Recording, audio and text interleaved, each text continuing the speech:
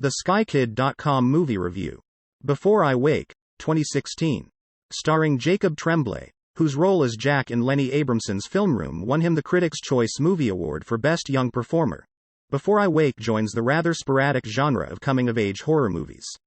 The main reason such films are so sporadic is that genre rarely allows a young protagonist to undergo a significant psychosocial development involving great conflict and transformation, which it has to do in order to fulfill the genre conventions.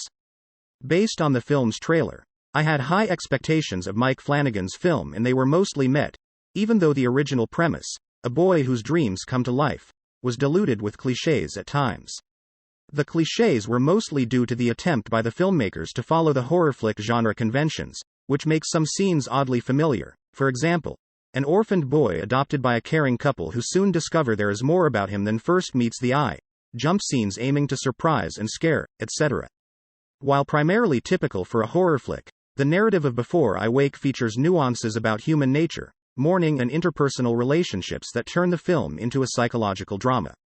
Oddly enough, one can't help but wish that the horror scenes relied more on steadily increasing tension rather than jump scares. The cast delivers good performances and the characters do not suffer from underdevelopment. Jacob Tremblay's character relies more on appearance than on the dialogue to develop, which works surprisingly well from the very first scenes as one is literally able to sense emotions by watching the facial expressions of the young actor. Before I Wake features some good suspenseful scenes and a surprising plot twist at the end. These help to set it apart from most horror flicks by providing an explanation and resolution that effectively introduce the coming-of-age motifs that, once present, greatly change one's perception of the film as a whole.